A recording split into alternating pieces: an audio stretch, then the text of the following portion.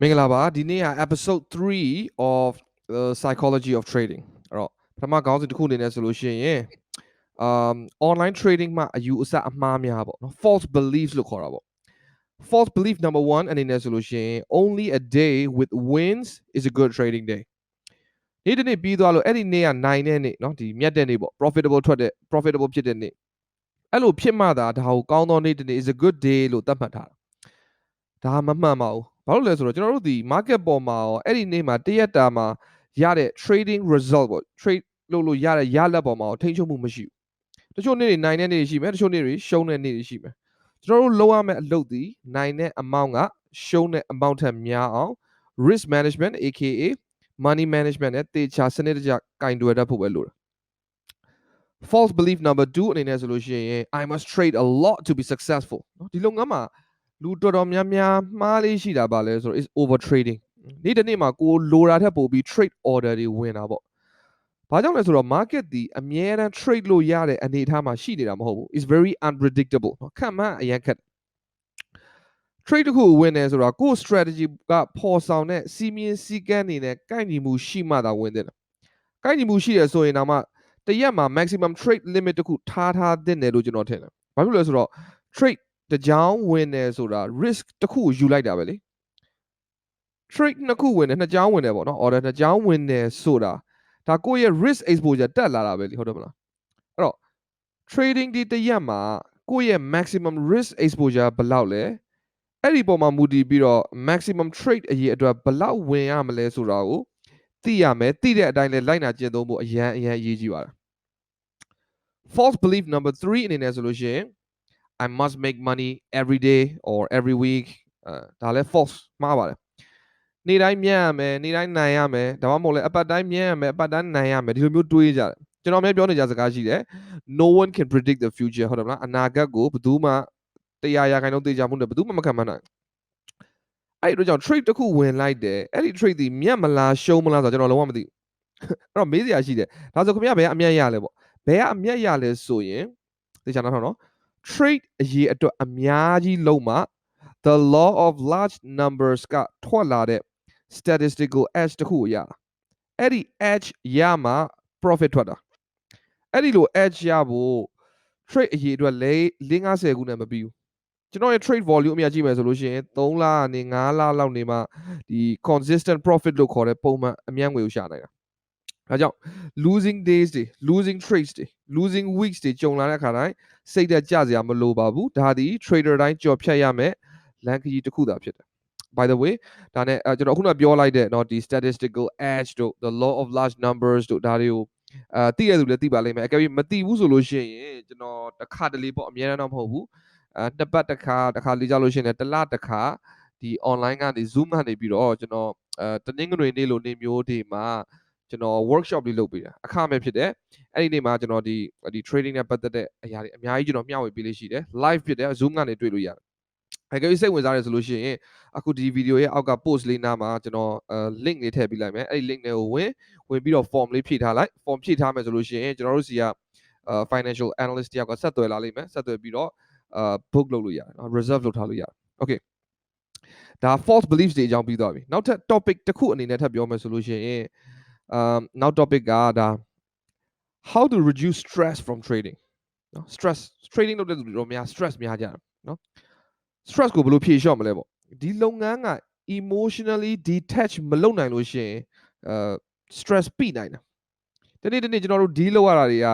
currency based တွေ candlesticks တွေ chart patterns တွေ gain တွေအများကြီးပဲ numbers all day long decimal points high frequencies bang bang bang fucking digits all very acidic above the shoulders mustard shit ဒီလိုလုပ်တဲ့နေရာမှာ stress လုံးဝမရှိတာလည်းမကောင်းအနည်းနည်းလေးလို့ရှိဖို့လိုတယ်အဲ့တော့မှလည်းအလုပ်လုပ်ဖြစ်မှာလေဟုတ်တယ်မလားဒါပေမဲ့လိုတာထက်ပေါ်တဲ့ stress တွေဝင်ရောက်လာပြီဆိုလို့ရှိရင်သူတို့ကို reduce လုပ်ဖို့တော့လိုရတယ် tip number 1အနေနဲ့ဆိုလို့ရှိရင် you can take breaks เนาะ breaks ဆိုတာဒါအနားယူတာပေါ့တနေ့ကို computer ရှေ့ထိုင်နေစရာမလိုပါဘူးကိုယ့်ရဲ့trading hours အတွင်းမှာ market ကို analyze လုပ်မယ်အခွင့်အရေးတွေတွေ့ရင်ဝင်မယ်မတွေ့ရင်မဝင်ဘူးပေါ့ကျန်တဲ့ချိန်ကိုယ့်ကိုစာအုပ်ဖတ်တာပဲဖြစ်ဖြစ်ရုပ်ရှင်ကြည့်တာပဲဖြစ်ဖြစ်အိမ်ရှင်းတာပဲဖြစ်ဖြစ်လုပ်လို့ရတယ်အကယ်၍ကိုက full time trader ဆိုလို့ရှိရင်ပြောတာအကယ်၍ကိုက trade လဲဝင်သွားပြီးပြီ ဒါမှမဟုတ်လေတနေ့တာ maximum order အရေးအတွက်ပြည့်သွားပြီထားပါတော့တရက်မှာကျွန်တော်ဆိုလို့ရှိရင် trade 3ခုကဒါကျွန်တော်ရဲ့ maximum ပဲ trade 3ခုတရက်မှာ maximum order ပြည့်သွားပြီဆိုလို့ရှိရင်ဒါကျွန်တော်အကြိုက်ဆုံးပဲဘာလို့ဆိုတော့ပြီးသွားပြီဒီနေ့အတွက်အလုပ်ပြီးသွားပြီ maximum order ပြည့်သွားပြီဆိုရင်အဲ့ဒီနေ့အတွက်အဲ့ဒီ computer ကိုတော့ဖွင့်မကြည့်တော့ tip number 2အနေနဲ့ဆိုလို့ရှိရင်ကျွန်တော်သိရမှာ within control နဲ့ out of control ဒီနှစ်ခုကိုအမြဲစိတ်ထဲနှလုံးနဲ့သွင်းထားဖို့လိုတယ် within control ဆိုတာကိုယ့်ရဲ့ထိန်းချုပ်မှုအောက်မှာရှိတဲ့အရာတွေ out of control ဆိုတာကိုယ့်ရဲ့ထိန်းချုပ်မှုအောက်မှာမရှိတဲ့အရာတွေကိုယ့်ရဲ့ထိန်းချုပ်မှုအောက်မှာရှိတာဒီ market analysis လုပ်တာတို့เนาะနောက်ပြီးတော့ဗာလဲ order ဝင်ဖို့ဆုံးဖြတ်ချက်ချတာတွေ position size တွက်တာတွေ stop loss level ထားတာတွေ take profit level ထားတာတွေနောက်ဆုံး trade ဝင်တဲ့အချိန်မှာ mouse ခလုံးနှိပ်လိုက်တဲ့အချိန်ထိကကိုယ့်ရဲ့ထိန်းချုပ်မှုအောက်မှာရှိတယ်အဲ့ဒီအခုန mouse ခလုံးနှိပ်ပြီးလိုက်ပြီ trade ဝင်တဲ့ခလုံးနှိပ်ပြီးသွားတဲ့အချိန်ကစပြီးကိုယ့်ထိန်းချုပ်မှုအောက်မှာဘာမှမရှိတော့အဲ့ဒီအတွက်စိုးရိမ်ပူပန်နေလဲအလကားပဲစိုးရိမ်ပူပန်တာတွေတွေးတောနေတာတွေဘာမှမလုပ်ပါနဲ့တော့လုပ်လဲအလကားပဲ focus what's within your control and manage it 100%ကိုယ့်ရဲ့ထိန်းချုပ်မှုအောက်မှာရှိတာဘာလဲအဲ့ဒါကို100%သော focus နဲ့လုပ်ပါကြံတဲ့ဟာကိုယ့်ထိန်းချုပ်မှာမရှိတဲ့ဟာတွေထားလိုက်တော့tip number 3အနေနဲ့ဆိုလို့ရှိရင် meditation and exercise ပေါ့ stress ဆိုတာဘာမှလို့ဒါရဲ့ဘာသာပြန်လို့ရှိရင်ဒါစိတ်ဖိစီးမှုလေဟုတ်တယ်မလား trading is a long term game သူကရေရှည်ကစားတဲ့ game ကြီးရေရှည်ကစားနိုင်မှုတော့ဘာလို့လဲ stamina လို့တယ်နော် stamina မှာstamina ကောင်းမှုဆိုလို့ရှိရင်စိတ်ဖိစီးမှုတွေအများများနေလို့မရအောင်အဲ့အတွက်ကြောင့်တရားထိုင်တာနဲ့လေ့ကျင့်ခန်းလုပ်တာတွေဒါတွေအကုန်လုံးက stress ကိုရော့ကြစေတယ် stress က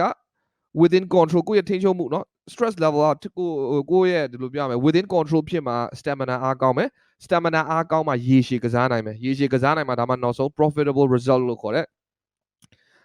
့ရလက်အမြတ်တွေရမှာပေါ့ဒီနေရာမှာတစ်ခုသတိပေးချင်တာ exercise လုပ်တယ်ဆိုတဲ့နေရာမှာ exercise ဆိုတာတကယ်တော့ stress ပဲเนาะ exercise လုပ်တယ်ဆိုတာ stress ကိုခန္ဓာကိုယ်ကို stress ပေးတာကိုလုံနိုင်တဲ့ပမာဏထက်အရင်ပို့ပြီးလုပ်တာပေါ့เนาะဒီ over training ခေါ်တာပေါ့ဒီလိုမျိုးပြုလုပ်ခြင်းကိုတော့ရှောင်ရှားတဲ့နောက်တစ်ခုက meditation မှာကြတော့ဒါတရားထိုင်တာပေါ့เนาะတရားထိုင်နေဆိုတဲ့နေရာမှာဒီဗုဒ္ဓရဲ့ဒီဝင်လေထွက်လေအာနာပါနကမ္မထံလဲဒါလည်းအရင်အကျိုးရှိပါတယ်ကျွန်တော်အသုံးပြုတဲ့ဟာတက်တစ်ခုရှိအဲ့ဒါကြတော့ guided meditation သူကအဓိက emotional detachment ဘက်ကိုပို့သွားတယ်เนาะ YouTube မှာရှိတယ်အဲ့ဒါလေးနားထောင်ပြီးကျွန်တော်တရားထိုင်တယ်အဲ့လိုထိုင်လို့ရှိရင်မိနစ်40လောက်ကြာတယ်အဲ့ဒါပြီးလို့ရှိရင်ကိုယ့်ရဲ့စိတ်ကဘယ်လိုပြောမလဲ emotional detach ဖြစ်သွားတယ်စိတ်ခံစားမှုနဲ့အပြင်မှာဖြစ်ပေါ်နေတဲ့အရာတွေနဲ့လုံးဝဘယ်လိုပြောမလဲကွဲသွားတာပေါ့နော်အမြဲတမ်းဟို attach ဖြစ်မနေဘူး detach ဖြစ်သွားတယ်အဲ့ဒီ link လေးကိုလည်းကျွန်တော်ဒီ video ရဲ့ post အောက်ထဲမှာကျွန်တော်ထည့်ပေးထားမယ် okay အဲ့တော့ stress လည်းကောင်းကောင်း manage လုပ်နိုင်ပြီ trading ကရတဲ့ရလဒ်တွေနဲ့ကိုယ့်ရဲ့เนาะဒီစိတ်ခံစားမှုကိုလည်း detach လုပ်နိုင်ပြီဆိုလို့ရှိရင်ဒါ emotional resilience ရလာပြီလို့ပြောလို့ရတယ် resilience ဖြစ်တယ်ဆိုတာเนาะဒါ resilient ဖြစ်တယ်ဆိုတာဘာလဲဆိုတော့ခံနိုင်ရရှိတာကိုပြောတာခံနိုင်ရလည်းရှိလာပြီ trading လုပ်တာလည်း3လ4လ5လ6လလောက်ရှိလာပြီဒီလိုဆိုလို့ရှိရင်အကယ်၍ကိုသာကိုယ့်ရဲ့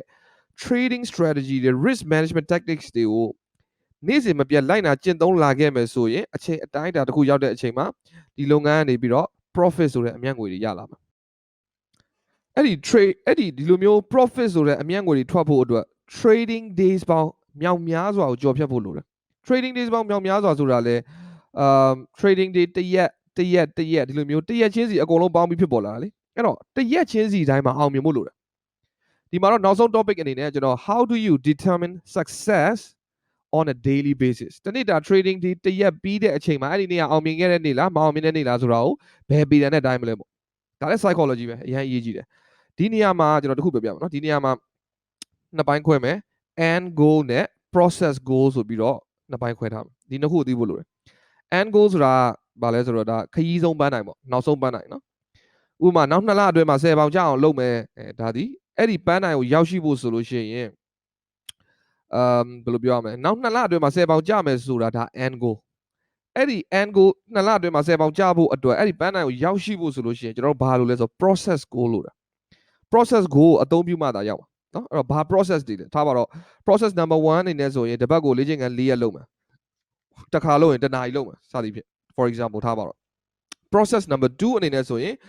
တရက်ကိုရေ2လီတာကနေ3လီတာအထိကုန်အောင်တောက်မှာ process number 3အနေနဲ့ဆိုလို့ရှိရင်ညစာကိုအသီးအနှံနဲ့ protein ပဲစားမှာ carbohydrates တွေ fats တွေမစားဘူးစသည်ဖြင့်ပေါ့ for example process 1 2 3ရှိနော်တကယ်တမ်းစဉ်းစားကြည့်လို့ရှိရင်အခုနပြောတဲ့ end goal ကကျွန်တော်တို့ထိန်းချုပ်မှုအောက်မှာမရှိဘူးနော် ဒါပေမဲ့အဲ့ဒီ end goal ကိုရောက်ဖို့ process goal တွေကသာလျှင်ကျွန်တော်တို့ရဲ့ထိန်းချုပ်မှုအောက်မှာရှိတာနော်ရေ2လီတာနဲ့3လီတာမတောက်နိုင်တော့တောက်နိုင်တယ်လေ့ကျင့်ခန်းတစ်ပတ်4ရက်တစ်ရက်တစ်နိုင်မလုပ်နိုင်ဘူးလားလုပ်နိုင်တယ်နော်အဆီတွေမစားဘူး carbohydrates တွေရှောင်မယ်အသီးအနှံတွေမစားနိုင်ဘူးစားနိုင်တယ်နော်အဲ့တော့ within control ကိုယ့်ရဲ့ control အောက်မှာဘာတွေရှိလဲဆိုတော့ကျွန်တော်တို့သိဖို့လိုတယ် process goal တွေသာလျှင်ကျွန်တော်တို့ရဲ့ထိန်းချုပ်မှုအောက်မှာရှိတာအဲ့ဒီအတွက်ကြောင့်ရည်မှန်းချက်ချတဲ့ goal တွေသတ်မှတ်တယ်ဆိုလို့ရှိရင် end goal ကိုအသုံးပြုမယ်နေ့စဉ်လှုပ်ဆောင်ရမယ့်အလုပ်အောင်မြင်မှုတွေကိုချမှတ်မယ်ဆိုလို့ရှိရင်ကျွန်တော်တို့ process goal ကိုအသုံးပြုမယ်ဘာလို့ဒီဥပမာပေးရလဲဆိုလို့ရှိရင် online trading မှာလည်းဒီအတိုင်းပဲเนาะကျွန်တော်တို့ end goal ရည်မှန်းချက်ကထားပါတော့နောက်6လအတွင်းမှာ30% return ရကြတယ်ဆိုရင် for example เนาะအဲ့ဒီပန်းနိုင်ကိုရောက်ဖို့ဆိုရင် process goal တွေချမှတ်ပြီးတော့အဲ့ဒီအတိုင်းနေ့စဉ်လိုက်နာကျင့်သုံးဖို့လိုတယ်ထားပါတော့ example ပြောပြမယ်နောက်3လ sorry နောက်6လအတွင်းမှာ30% return လိုချင်တယ်အဲ့တော့ process goal အနေနဲ့ဆို process number 1တရက်ကို4ချိန် market analysis လုပ်မယ်မနက်9:00နာရီတစ်ချိန်နေ့လယ်1:00နာရီတစ်ချိန်ညနေ4:00နာရီတစ်ချိန်ည9:00နာရီတစ်ချိန်ဆိုကြပါစို့ process number 2အနေနဲ့ trading strategy ကပေးတဲ့စီကံ3ချက်ရှိမယ်ဒါမှမဟုတ်4ချက်ရှိမယ်အဲ့ဒီ3ချက်4ချက်လုံးနဲ့ကိုက်ညီမှုရှိမှ market ထဲကိုဝင်မယ်ဒါ process number 2 process number 3အနေနဲ့ stop loss သို့မဟုတ် take profit level ကိုထိမှ market ထဲကထွက်မယ်မဟုတ်ရင်လုံးဝမထွက်ဘူးဒါ process number 3 process number 4အနေနဲ့တနေ့တာ maximum trade limit ပြည့်လို့ရှိရင်နောက်ထပ် trade လုံးဝမဝင်တော့ဘူး process number 5 trading journal ကိုနေ့တိုင်းရေးမယ်တရက်မှမပြတ်ဘူး process number 6တရက်ကိုမိနစ်30တရားထိုင်မယ်တစ်ပတ်ကို9ရက်လေ့ကျင့်ခန်းလုပ်မယ်စသည်ဖြစ်ပေါ့နော်အဲ့တော့ဒီမှာအခုပြောရတာဒီ process 1 2 3 4 5 6ထားပါတော့အဲ့တော့ဒီမှာလည်းအတူတူပဲ end goal 6လအတွင်း30% return ရဖို့ဆိုတာကျွန်တော်တို့ရဲ့ထိန်းချုပ်မှုအောက်မှာမရှိဘူးဒါပေမဲ့အခုနပြောလိုက်တဲ့ဒီ process goal 1 to 6ကတော့အားလုံးဒီကျွန်တော်တို့ရဲ့ထိန်းချုပ်မှုအောက်မှာ100%ရှိတယ်အဲ့တော့မေးစရာရှိတယ်ဒီ process 6ခုလုံးလုပ်မယ်ဆိုရင်နောက်6လအတွင်းမှာ30% return ရမှာလားမရဘူးလားအဖြေက is not guaranteed ဟုတ်တယ်မလားလောကကြီးမှာဘယ်မှအာမခံချက်မရှိဘူးကျွန်တော်တို့ဒီပန်းနိုင်တစ်ခုအရောက်သွားတယ်ဆိုလို့ရှိရင်အဲ့ဒီအရာကိုရောက်ဖို့အတွက်အလုပ်တွေလုပ်ကြတယ်ဒါပေမဲ့လောကမှာအာမခံချက်မရှိဘူးဒါပေမဲ့အခုလို process goals တွေ rules တွေချမှတ်ထားခြင်းအပြင်မချမှတ်ပဲပန်းနိုင်နေမချမှတ်ပဲသွားနေတဲ့လူထက်တော့အများကြီးတာမယ်မဟုတ်ဘူးလားရှင်းရှင်းလေးပဲเนาะအဲ့တော့ခုနပြောတယ်เนาะဒီမှာဒီ end goal เนาะဒီခုနပြော end goal အနေနဲ့ဆို6လအတွင်းမှာ30% return ရမယ်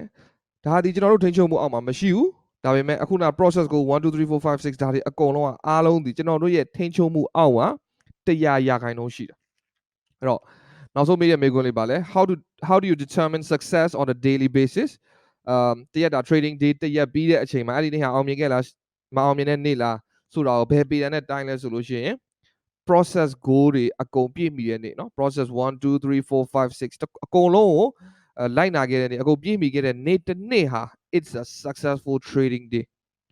ဘလောက်မြတ်မှဘလောက်ရှုံးမှเนาะဘလောက်မြတ်မှ is a successful day အဲ့လိုပြောလို့မရအောင် process goal တွေအကုန်လုံးပြည့်မီတဲ့နေ့ဟာ it is a successful trading day successful trading day ကနေတိုင်းမဖြစ်နိုင်ဘူးလားဖြစ်နိုင်တာပေါ့ဘာကြောင့်လဲကိုပြုလုပ်ရမယ့်အရာတွေအားလုံးဒီကိုယ့်ရဲ့ထိန်းချုပ်မှုအောက်မှာ100%ရှိနေလို့ပဲ